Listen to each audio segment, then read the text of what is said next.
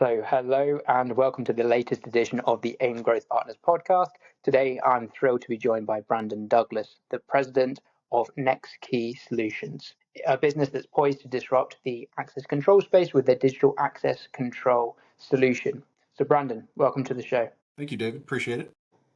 So, take us back to the start then. So, you're a third generation locksmith, and I guess you've kind of gone full circle now, ended up in an access control business. Talk to me about how important that heritage and that experience as a locksmith is in tackling the challenges in the access control space. Yeah, for sure. So I started my career with my father, who's still a locksmith, in 1996. So next year will be 30 years. So it's a kind of an interesting split. The way that it happened, even around this year, is because the first 14 years of my career was as a locksmith on the road, doing rekeys, what we're trying to solve for now, duplicating keys, unlocking cars, just your traditional locksmith work. Anything from a customer calls you for something as dramatic as the entire door fell off the frame for whatever reason, to just simple things like, hey, my key broke off in the front door. So all of that sort of repair work,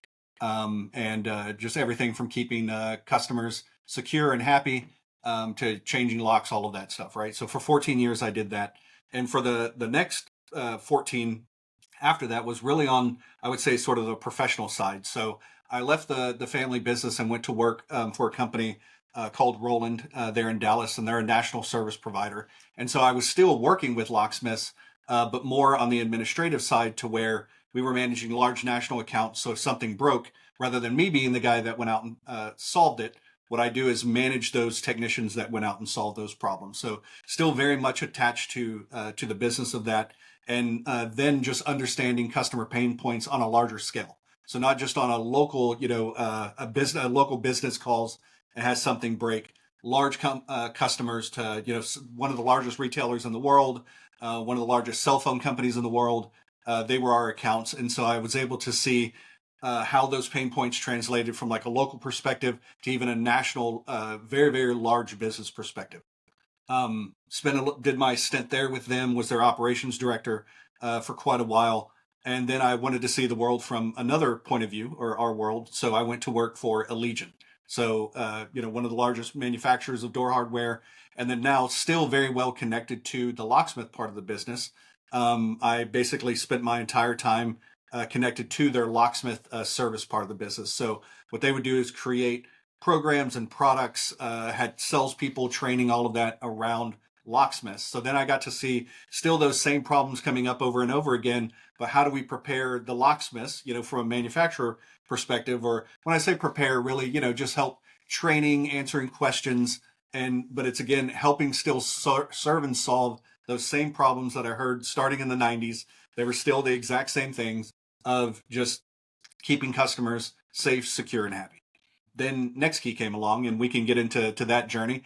But now it's a kind of a different point of view, where literally even the entire time, even when I was at Allegiant, a part of the business that I did was key systems. So I was very well connected to the Schlage and Falcon Key Systems group, and was putting training programs together to teach locksmiths how to sell our Schlage Primus key systems, our Falcon restricted key systems, and we can go into depth around that, of no matter how good you can optimize that program, there's still the inherent issues that physical keys have. And so now with NexKey, having all of that history behind me, understanding it from the different points of view, we're hopefully bringing together some products that will really, just solve a lot of those pain points. And we're specifically pointed to the market of small and growing businesses. There's a lot of access control companies that are out there that, they have their certain niche. So I'll talk about that. We're really, where our core customer is that it's an entrepreneur that's about to open their second location. And now they're thinking about, if I spend my time between these two locations, now I'm going to have a couple of different keys, or now I have turnover here, all of that. We can go into that, how we're really helping them take that off their plate completely, no longer have to worry about keys. Well, before we dive into specifically what you're doing now with NexKey, I'd love to kind of take you back to obviously when you were working hand in hand with these locksmiths, and then more as an account manager perspective on a national level. What are the common challenges that came up during that period that traditional methods couldn't solve for, traditional access control methods couldn't solve for? Yeah, so I would say the main problems that, if I hear your question right, the main thing that locksmiths I think run into is time, having enough time and people to respond to the job as quick as possible. Because when something happens, like you have to let an employee go, it's typically a very tense and stressful period, not only for the employee, but for the manager. And they're basically trying to now get their building secure to make sure, that employee, if they're disgruntled, doesn't come back. There's only so many people that you can have that can respond to that. So when it comes to that, it's like from even a business perspective, from a locksmith, it's like, how do I quickly respond to that job? And can I get there in a quick enough time to satisfy them? I'm not sure, like with your question, is that what you were looking for? Is that the typical problem that a locksmith has of doing that, or from an access control perspective? No, I think that kind of answers it well. I guess my question probably wasn't as clear as you've come on to NexKey, which is digitalizing this access control space. And I really want to kind of like set the scene for why it's so important that we've digitalized this experience. You've spoken about how physically there's that kind of time constraint. And I guess I'll kind of lead on to the next question for you. What's the business impact other than it just being an inconvenience, being left waiting? And from a locksmith perspective, not being able to be in a million places at once. What's the Right. actual business impact of these delays and locksmiths not being able to be physically at all of these premises at once? Yeah, so I can split it into two. So first, let's talk about I would say probably the most important is the end customer impact. So the thing is that typically when turnover happens, what I've experienced, especially the ones from you called sort of maybe a high emotional side, is that it's not a day-to-day thing that people are used to dealing with, right? When you let somebody go, you don't know how they're going to react. And when it goes sideways, that's the ones that you're really not experienced for. You're a manager that's running an ice cream shop or a bicycle repair shop. And now you have somebody that's been working with you for years. And for whatever reason, you have to part ways. And that person now is reacting in a way that you've never seen them react before, maybe in an erratic way. And so now you're just thinking of the safety of yourself and your employees. And, secondary to that is not only their safety, but the safety of now your assets if this person is going to come back and maybe try to do some damage to the store. So you want to get things secure as possible, as quick as possible. So now you have to think about the emotional impact from that employee and that manager's perspective of their now everything that they had, that they were planning on doing for the day, whatever it may be, is now just thrown out the window. And this becomes their primary focus of fixing it. So it's very high priority for them. So now they ring up a locksmith and they say, hey, I need you to get out here as quick as possible. I've been on the other end of that phone, and a lot of times it's not that simple. There's the guy's got to drive across town. How do you fit them into the schedule? Also just realistically is that your recurring higher value accounts tend to get priority. And now if you're just a person that's never really called that locksmith, or the last time you called them was a year ago, you may not get priority in sort of that scheduling. So now something that's a very, very high priority for you and needs to be taken care of immediately. The locksmith, of course, wants to do that, but it's just the way of the world from a scheduling perspective, right? So then we can even talk about the financial impact going back to the end customer side. They're now willing to wait around because hey, if you can't fit me into your regular 8 to 5 schedule, I'll wait here until you can show up. Now we're paying overtime fees. The locksmith, I'm sure, is not excited about that. Nobody likes working after hours. I know I never did when I had to do that on the road. Maybe it's a couple extra dollars in your pocket, but still it's time away from the family and things that you want to do. So what I can tell you is that it's stressful on both sides. And when you bring in access control and what we're doing at NexKey, it literally alleviates the stress on both sides of that, takes all of that out. Because now, if we even talk through what that event looks like of scheduling the locksmith, the hundreds of dollars that it costs to change it. If NexKey was on that door, the moment that they had to let that employee go, on your phone in 3 taps and under 5 seconds, the rekey is done. It's digital. It's very quick. It's very simple. It's something the manager can do. So it's intuitive on our app. So it's not something that you need to call up a third party and figure out how to do. So there's no longer a reliance on somebody else's schedule. You now have security on your terms and at your speed and when you need it. Amazing. So it sounds like there's a couple of things or a few areas there. So the security and risk component of not having your premises secure, particularly if you've got a disgruntled ex-employee, or if someone loses their keys and you don't know the keys are out there in the wild, someone can't remember where they've lost them. That's going to be a threat, and that's going to be a risk for the business. And then from a business continuity standpoint as well, I guess if you've got no one's able to get in the office, or people are kind of concerned with keeping the office open, working later hours until the locksmiths can get there, business operations are going to be hampered. So let's turn to how NexKey specifically is solving this issue then with your sort of digitalizing this access control space. Can you talk us through that? Yeah, absolutely. Our strategy for sales specifically is 100% through our dealer channel. And the reason why is, not only do I come from that background, just knowing from like a sales perspective, is that typically in this genre of sell is that pain and priority are what drive the sale. And there's no better point of time that happens than at that time that the customer needs a rekey. So we can try to sell our products, and we're selling the future of like, hey, just imagine that event that happened 6 months ago, if that never happened again. Well, that pain and priority is out of their mind.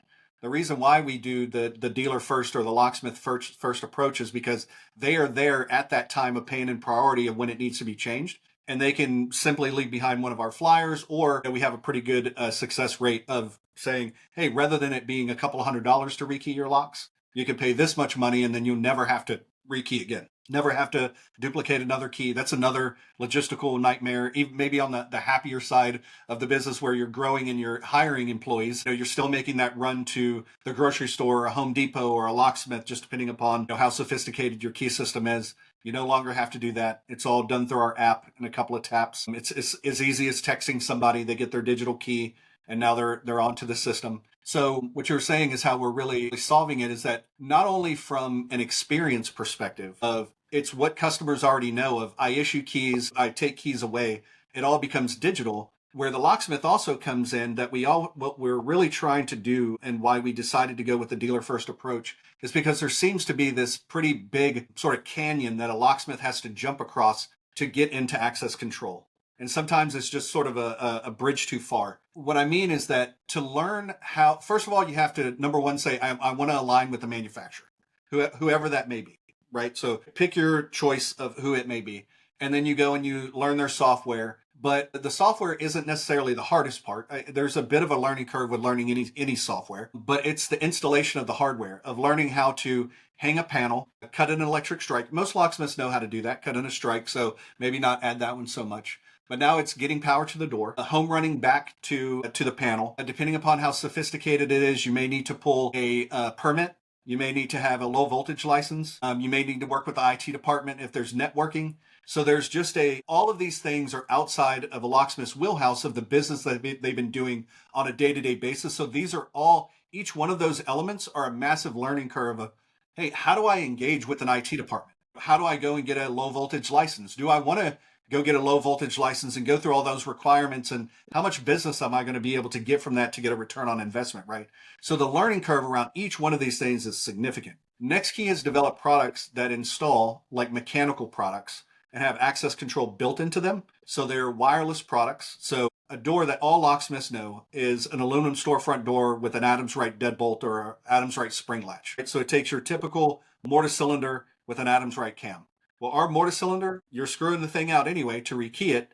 You could screw ours in and then you never have to rekey again. So literally in that same process of you got the 3 screws on the faceplate, the 1 screw for the set screw to hold the cylinder in, old cylinder out, our intelligent cylinder goes in, and then now you have access control on the door. It's done in a fraction of the time, at a fraction of the cost, and the learning curve is probably about the same with our software. We love to say our software is very intuitive. Usually our training on software takes no more than 5 minutes. So locksmiths, the learning curve, especially around what we were talking about, is how do you wire a reader? How do you wire a panel? How do you bring power to the door? Do you need to work with the IT department for networking? All of those are eliminated. All of those are massive hurdles that you have to overcome on just about every job. And now we basically eliminated those. So we've empowered locksmiths to be able to go and create the same outcomes as traditional access control companies, but with the skill set that they already know. So these technicians can be upskilled into access control technicians at a fraction of the time and a fraction of the price. Well, I think I mentioned to you before, my father-in-law works for an access control company, and I know he's traveling the length and breadth of the country and even overseas to Europe, because he's one of the few people, and he's been doing the job like 40 odd years now, and there's just, for some, whatever reason, there's been no succession planning or training people. He's sort of in his 60s now, and it's absolutely ridiculous. Sounds like that's one of the big kind of hurdles or layers of friction you're overcoming. I think there are a couple of things I wanted to ask. First one around the pain and priority. I like that, and the reason for why you're 100% dealer led. That makes perfect sense. I think there's a separate benefit to your product as well, rather than it just being that sort of crisis situation where there is a disgruntled employee or someone sort of leaves. I think if we're looking from a business continuity standpoint, or when you've mentioned to me before, these are SMBs you're targeting. They might be gyms, they might be sort of facilities that the opportunity to offer 24-hour access is massively beneficial to them. So talk about that use case as well, and what your frictionless access and digital access sort of enables businesses to do. Absolutely, yeah. So you're absolutely right. It's not only are we there for that sort of crisis management perspective. I think that's one of the worst case scenarios where we can help out with. But yeah, maybe on the happier side, to where, like you were saying, we talked to a gym owner. CrossFit is really big with this, to where they have their CrossFit classes. You have your 5 a.m. and on, and they get feedback from their members saying, "Hey, I'd love if I could come in here on a Sunday at say 7 p.m. and use your rower."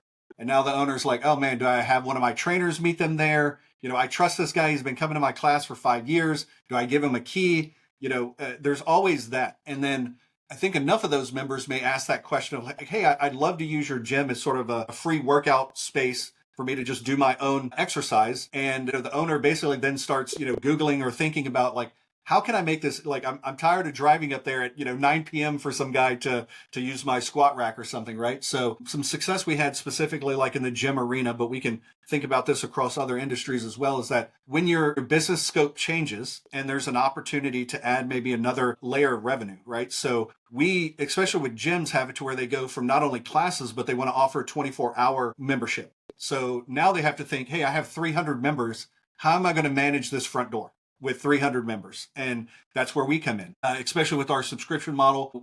As many members as you want to have. I mean, I think I just was looking at some of our data yesterday, and we have a gym member that has 500, or a gym location has 560 members. So no matter how many people that you have onto our system, it's always a one-time flat annual fee. We don't try to upcharge around any of those things. So yeah, so if you can think about it, from their perspective of, you go and you put on our digital cylinder on the front door, you pay the subscription fee. So not only does that, the crisis management that we talked about, of if I haven't let a trainer go, or if I have to hire a new trainer, no more rekeying, no more duplicate keys. It's the same thing now. I can let people in my space when I want them in this space.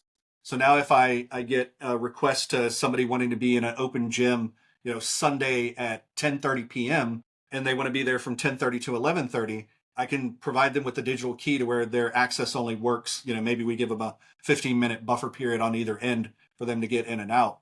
But now their key only works at that time. And I'll have to worry about, are they going to come here on a Sunday at 1 p.m., when maybe I'm having another class or something, then they disrupt it. So it's really when you talk about access control, it's all in the language of like, when you give somebody a key, that's 24/7 access. You can't control when they come in the door.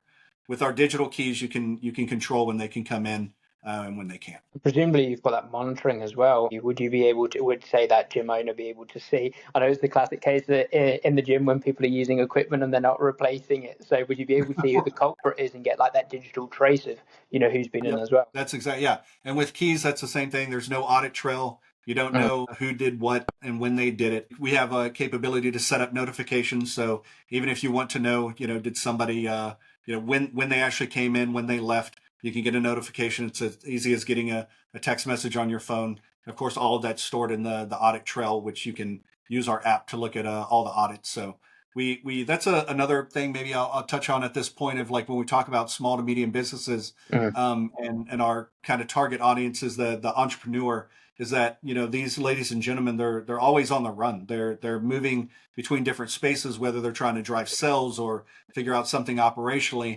Them being on site at their business is probably 50% or less of the time. They're just doing other things. And so when we say we're an app first approach, and when I talk about our app first, or when I talk about going to the app to do these things, we did is the way that NexKey was built is that all functionality is in the app, which we've kind of seen that differs a little bit from maybe traditional access control companies where they started, a long time ago, where it was on-premises based. And then, if you think of sort of the evolution, it was all on-prem. Then it became a little bit of hybrid in the cloud. Then the cloud is very pervasive now. Well, during that evolution, everybody said, well, I need an app or I need a way to do something from the phone. And they had to make that decision of, because they have a ton of administrative functions that are built into the software. And when you look at like an app, you want to try to make it as simple as possible. And I think that the shortest punt for them was to say, well, you can unlock the door, with your phone.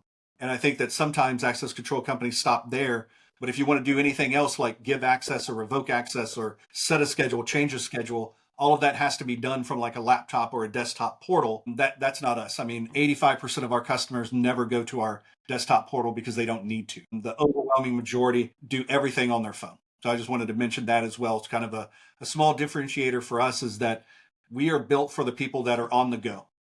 Their life comes at them fast. They're managing their business or multiple businesses fast. And if they have to hire somebody or let somebody go or temporarily let somebody into the space, they don't have time to interrupt their day because they have so many things going on. It's now no more interruption. You go to your phone, it's in a few taps, and then that task is off your plate. Appreciate you diving into that. I guess it leads me on to my next question, which I was going to ask before, but that provided good context behind it. You did mention the competitors out there, and there's other access control companies out there. A lot of them seem to be very much geared towards the enterprise level businesses, the much larger employee headcount, and there can be quite innovative solutions around sort of biometrics, facial recognition, iris, fingerprint. Why at NexKey have you consciously decided to go after the SMB market in a no frills sort of approach? Yeah, so being in the business for a long time and just, knowing the landscape, because I was the guy on the other side of the table looking at when my customer, either asked or I suggested access control, it always felt like there wasn't something that was just like a product made for this. It always felt like I was trying to take something that was built for something else and make it work for this small company. Everybody always over exaggerates. It's like driving a Ferrari to go get your mail. Like it just seemed way overbuilt for something when you typically have somebody, it's one or two doors at one location. Really what they're trying to do is either let people in temporarily, or how can they make it to where if they have seasonal staff, they can give access and then revoke access quickly rather than paying the hundreds of dollars to rekey and passing out keys. So with us, when we were building and we saw what we could do with NexKey, we made that conscious decision of like, this is a perfect fit for this, and it's made for this. It's not a trying to force something that's something else into something that it's not, and it will work. But again, you're going to have 50 features that you never use because it's for one door, not 50, and just really made it to where it's tailor made for those specific use cases and to overcome those very specific pain points. And also, when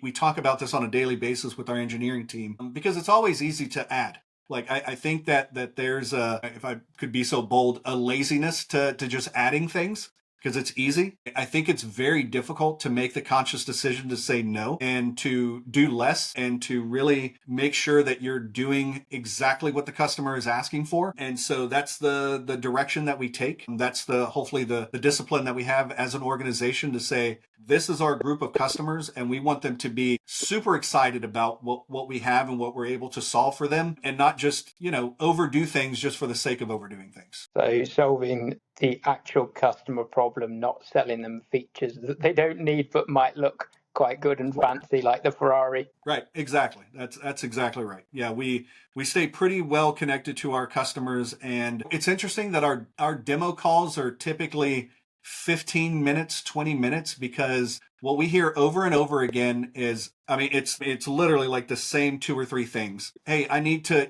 I'm rarely there when we hire a new seasonal employee, and I'm now spending my time driving across town trying to find a key, or remember, did I have an extra key in the safe to give it to them? How do I solve for that? Or the rekey issue, like we have high turnover just because, maybe we hire college kids for, and it's built into, sort of the system of they come in, they work a summer, they go and they do something else. And so we're getting keys, issuing keys. So It's really, even though it's across industries, there is a very common thread throughout the industries that we serve that have the same issue over and over again. And we just hyper focus around like, how can we be the best that there is that does that specific thing? And that's so interesting. And that discipline, staying focused on the one thing, not noticing what everyone else is doing, and trying to implement this kind of new shiny object and these new tools to flatter the prospects. Has that always been part of the strategy of the business? I know you took over, you joined NexKey 18 months ago. So interested in understanding if that's something that's always been in the business, or that's part of your new kind of strategic direction. Yeah, I think when I took over and was looking at the history of NexKey, it felt like it was there. I don't have any ties to the prior leadership to really understand, but I think that I mean I've joined other businesses to where it felt like you were trying to change something. It doesn't feel like talking to our staff and our engineering teams and everything. It doesn't feel like we're changing a lot. But you know what? Actually, now that I'm thinking about it and the way that you posed your question, I feel like that discipline was built in because a lot of our engineering team, even early on, brought a ton of ideas forward that I feel like they might have even brought forward before to where they're like, hey, we should do this or we should try this. And that's the thing is like I'm never one to say no just for no. Like what we really like, and I'm a very simple person to where it's like the criteria is very easy. I never start with the technology, like, because that doesn't matter. That's the road. Like, what I want to start with is the destination. Like, what is the customer trying to achieve, and then we can work backward into that. So, if I could just give you an example of that. So, NFC, over the last like 6 months has been a big talk within our organization of we should adopt NFC. We should adopt Google Wallet or Apple Wallet. And I always ask myself, like, why? I'm not very technical. I think I'm technical enough, but it just felt like I was missing something. Like, why does this such a big subject? Is it just in our industry because everybody's using NFC? Is it something that our customers are asking for? So of course, I dig in and I start talking to our customers, and customers have no idea what NFC is. So I start talking to industry people, and I really try to figure out, what is it that's driving NFC? And come to find out is that how I say we're very different than traditional access control with our mobile access control is that in traditional access control, highly relevant to get digital adoption by using NFC in the wallet because they have card readers on the wall. We don't have card readers, so NFC is not saying we'll never adopt NFC, but it's literally just sort of a divergent away from what we're doing. And so, again, the discipline that I hope that I'm bringing to our organization is to say, let's not adopt something just because everybody else is doing it. Let's understand, let's take the time and have the patience to understand why they're doing it, and to also understand what we're doing is not the same as what they're doing. And we're okay with that. As long as we understand our why and the story behind why we've chosen this direction, and fingers crossed it's going to be the right direction. I think you, in anything in life and career and business, you make a bet and you go down a path and you hope that it's the right one. It certainly feels like it, but only time will tell. I'm really interested in how you've approached this so differently, that when a lot of businesses are looking for all these extra features they can add on, you're doing the exact opposite and you're stripping it out there. You said that that's not something necessarily you've kind of brought into the business. That's something that probably already exists. And you said the engineers already had that mindset. I'm interested in understanding, with all this competition that is out there, what have been the key challenges in getting the message out there, explain to people that you are different? Is it the unique approach, or how have you gone about doing that? Yeah, so we have kind of a multi-pronged approach. So it's first, we haven't spent a ton of, I would say, revenue or time on like ads or anything like that. We wanted to first start with making sure that our approach made sense through our dealer network. So our very first, we just really, the revamp of NexKey just happened in 2025. So, we're not even halfway through the year now as you and I are speaking. And really what we've been doing is like having our product go to our dealer network and training them and have them get in front of the customer, right? So then the next part is like we're doing a little bit of trade shows, like we'll be at NRF, which is the National Retail Federation. We'll be at ALOA, which is the locksmith convention. So we're doing that. But I think that we just really want to make sure that, even though hopefully I'm able to articulate our message in a way that everybody understands that it's very clear,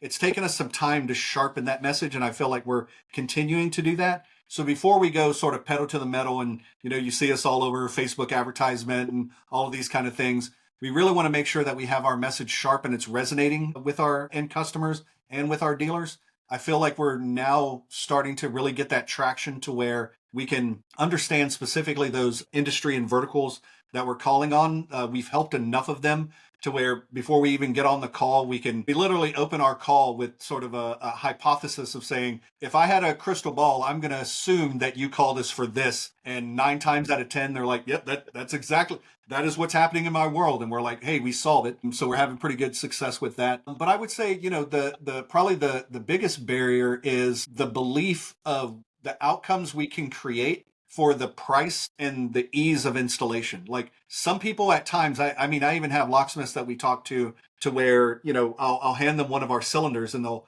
hold it in their hand and they're just like, okay, like what else? What does this talk to? Like, how does this work? And really getting them to understand that, before with the multiple components of an electric strike and power and a reader on the wall and a controller, all of that now is built into the lock. The control panel and where the decision is made of, is this the right person at the right door at the right time is now made on your phone. The phone is making that decision. You don't need a control panel hanging back in a closet somewhere. Basically taking, because access control, the traditional way of strikes and maglocks and panels and readers and power supplies is just so ingrained because it's been around for 40 plus years, saying now, hey, we've taken all of that and it's in a form factor that's now this big. And people just like it. Sometimes it's getting over that part of it and saying like, so I think that sometimes it's just a repetition of message is probably our biggest, I always like to think that hopefully I'm not just being too bold about the statement, but I'm never terribly afraid of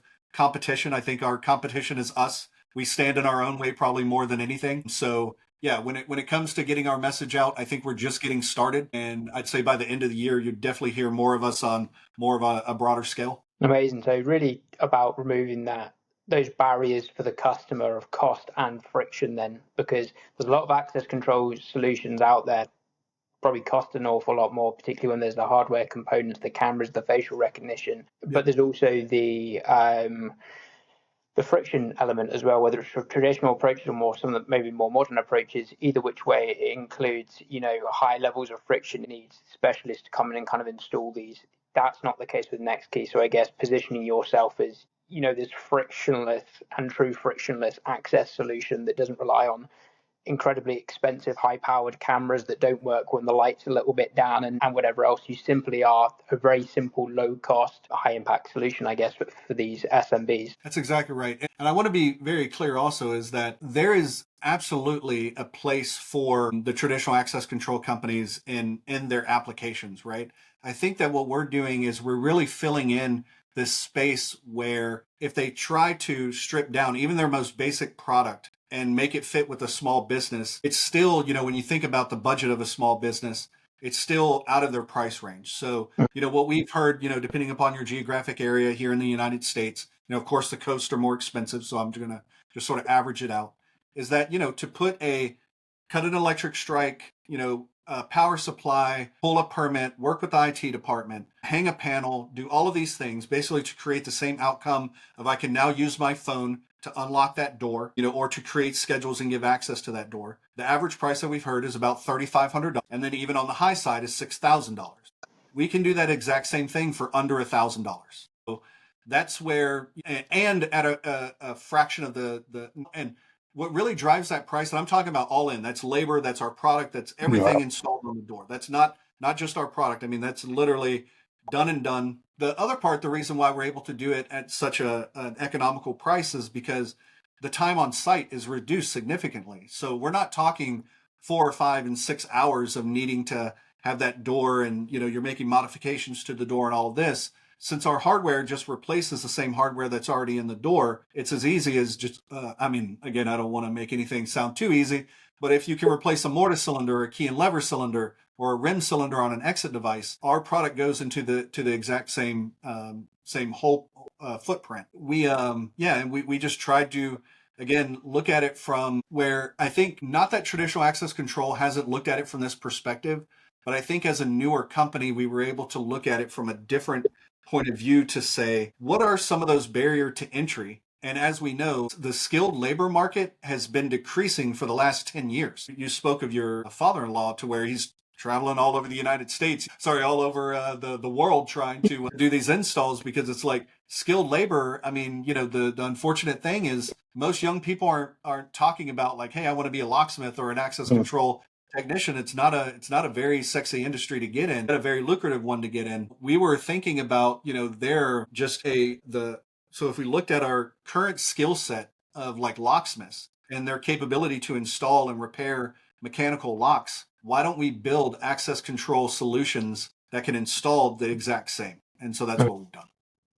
And I think it's interesting back to what you're saying about talking to the exact problem and solving for the exact problem the businesses are experiencing, not something that's, kind of left or right field from what they've spoken about that they might want. And it's interesting, having worked with some of the kind of the larger access control companies, that fundamentally the priority or the need they're selling to for the business is that GRC solution, the kind of compliance software that they can track, they can monitor. And, when they're dealing with maybe 100, like huge risks that they're making, chances are when you're laying off hundreds or thousands of people in one go, you are going to have a few disgruntled people.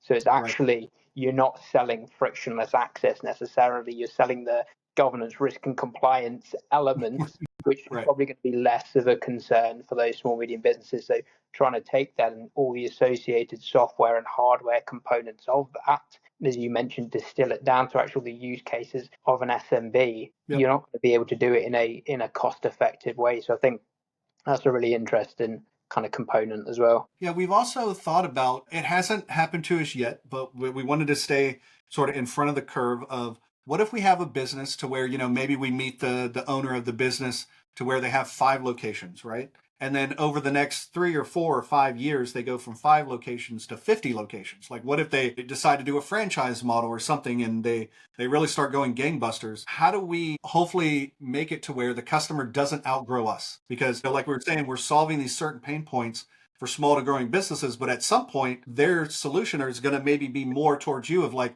I need compliance or I need it to integrate Yeah. into something else. So we actually have a partner that we worked with that uses NexKey's hardware with their enterprise software. So that's a company called Locked. So we've thought about that to where, let's say, again, as the company grows, if they ever, we always stay connected to our customer, because we don't ever want to have one of those days where they say, hey, we're not going to renew and we just decided to go with this other company. We stay in front of our customers and make sure that we're constantly solving their needs for today and tomorrow. But if they're ever thinking about like, hey, my business, NexKey used to solve my business problems, and it still does, but my problems have increased. Like, meaning that what you used to solve, you are solving them, but now there's this sort of subset of these other ones that you no longer solve. How can you help me? So we do have an integration with a company of ours that we have a strategic partnership with. So I did want to mention that, is that even as our customers grow, we are able to continue to service them and they won't have to replace their hardware. They'll be able to keep NexKey's hardware. We'll just do a little bit of a software changeover.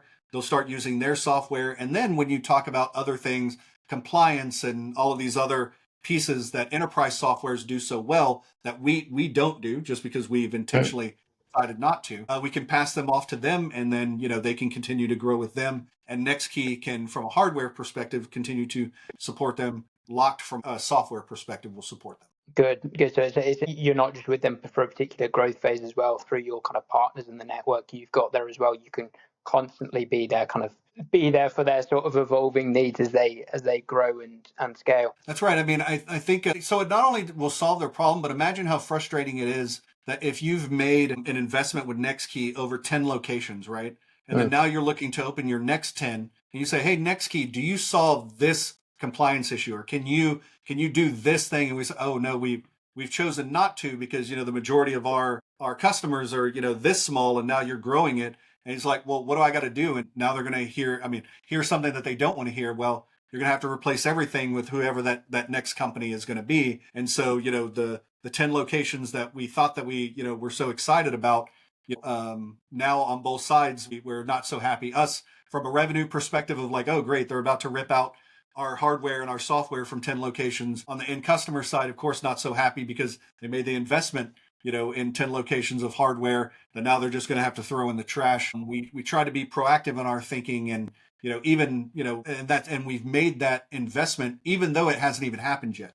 Like, we want to be prepared to where, when it happens, because it's going to happen, that as these companies grow, we can pass them off to a partner of ours, and there's that continuity that still happens, and it's a very easy transition process. Interesting. That makes a lot of sense. And this is a bit of a step back and probably a bit of a more open-ended question around Sure. your kind of predictions for the access control space as well.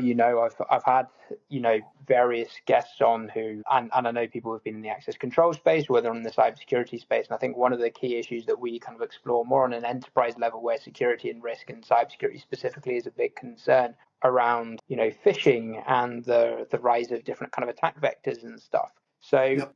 I guess first of all, what are your predictions for the future of the access control space? And I guess piggybacking off that, what role do you see NexKey playing in that? Yeah, so I would say if I look at access control overall, because what we're going after is very niche, so it may not even include like our market that we're looking at. But I think the companies that are going to win and do well are companies that don't look at themselves as sort of this silo of security. I think security now is expected and experience is what people want. So when you talk about workflows and automation and things of that nature, I think customers, from what I understand, when you think about access control overall, they want it to just work and they want you to work around them. And so companies that can become very bespoke and tailored to the customer's unique situation and how they operate their business and the automations and workflows that they currently have in place, and you can sort of just plug into that. So, if you think about like a college,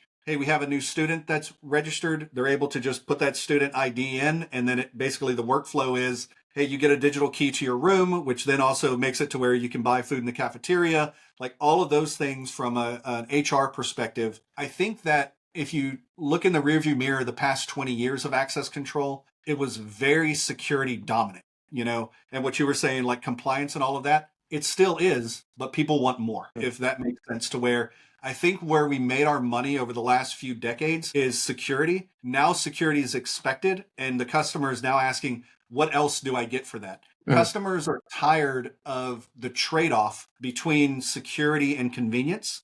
I was part of those conversations because I've been in the business just for so long, is that security is not convenient. That was literally something that we would say to customers, is that if you want security, you have to make it inconvenient. That was in the mechanical world of the past. As we continue with this digital world and how fast things are moving and integrations and workflows and how AI is now so prevalent in our lives, I think the expectation now in the companies that are going to win are the ones that provide the experience that the customer is asking for, not that they've created and hope that the customer wants. So that's access control overall. So it's no longer about features or even about kind of security and achieving that outcome. It's about the experience. It's about creating that bespoke solution and that really driving that experience with the customers. They're the businesses that are going to prevail.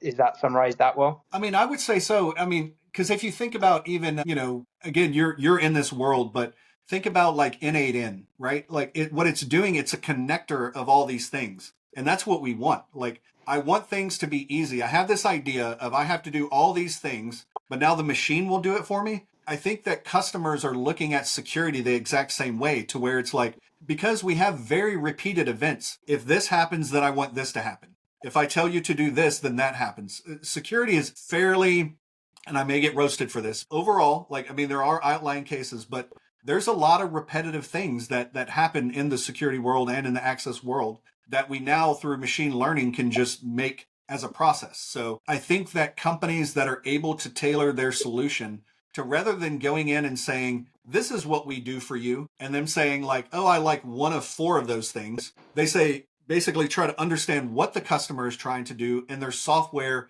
will just plug into their workflow. That, I think, and there's any company that has the capability where, and again, I'm just looking at it from a purely, aspirational standpoint, I would say. But I think those are the companies that are going to win, is that they don't tell the customer, no, our product doesn't do that. They're the ones that are going to go in there and basically say, yeah, of course, we can make that happen. Because in software, the speed to market and software development has accelerated so fast to where before, if you're like, hey, can your software do this? And you have to go back to your engineers, and it's like you literally have to create another version of your software. I'm talking 20 years ago. Now it's like, if you can make that happen, that's how you're going to win the customers. My point of view, anyway. So it's interesting, we've kind of moved away from that SaaS consolidation where we've got platforms that do a million and one functions and features for every and any kind of use case, 90% of which a customer doesn't need. Now they prefer that more bespoke, tailored solution without all the bells and whistles. Right.